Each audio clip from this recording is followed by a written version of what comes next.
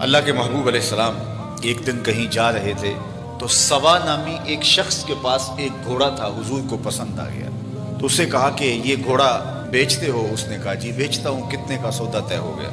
فرمایا میں تاجرانہ غرض سے تو نہیں یہاں آیا تھا، اچانک تمہارا گھوڑا مجھے پسند آ گیا تو میں نے خرید لیا، تم رکو میں اس کی قیمت لے کے آتا ہوں۔ حضور گھر گئے تو واپس آنے سے پہلے کسی نے اس کو رکے ہوئے دیکھا تو کہا یہاں ٹھہرے ہو؟ کہا مسلمانوں کے نبی سے اس گھوڑے کا سودا کیا، وہ قیمت لینے گئے۔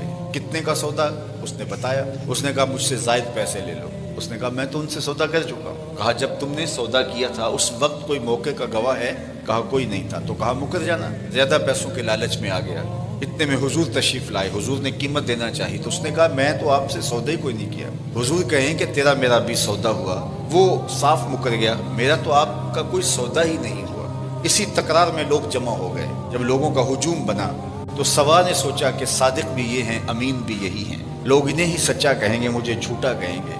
میرا تو خیال تھا انکار کروں گا تو گزر جاؤں گا اور مہنگے داموں بیچ لوں گا، تو یہ تو میں پھنس گیا۔ لیکن اس نے کہا اچھا مجھے آپ بتائیے، جب دو آدمیوں کے مابین یوں نزاع بن جائے تو آپ کی شریعت میں تصفیہ کی صورت کیا ہے؟ میرے حضور نے فرمایا کہ میری شریعت تو یہ کہتی ہے کہ جو شخص مدعی ہے وہ گواہ لائے اور جو انکار کرتا ہے وہ قسم دے۔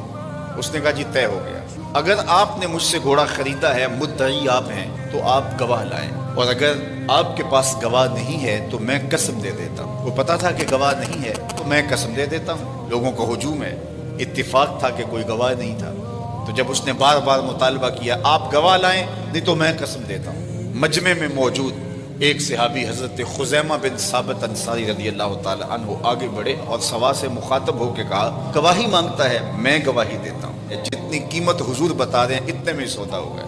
اس نے مفت تو دیا نہیں تھا، زیادہ پیسوں کے لالچ میں آ گیا تھا اور مکر گیا تھا۔ اس نے کہا جی ٹھیک ہے میرا مطالبہ پورا ہو گیا، لائیے قیمت، اور یہ رہا گھوڑا۔ حضور نے گھوڑا پکڑا، لوگ ہٹنے لگے، مجمع چھٹنے لگا، تو حضور نے حضرت خزیمہ کو بلایا، کہا خزیمہ گھوڑا بھی مل گیا، بات بھی سچ تھی، لیکن تم نے کیسے گواہی دی؟ تم تو موقع پہ موجود ہی نہیں تھے۔ سنو حضرت خزیمہ نے کیا جواب دیا، آپ کے سینے میں ٹھنڈ پڑ جائے گی۔ عرض کی حضور آپ کے کہنے پہ ہم نے رب کی گواہی دے دی۔ یہ گھوڑا کیا ہوتا ہے؟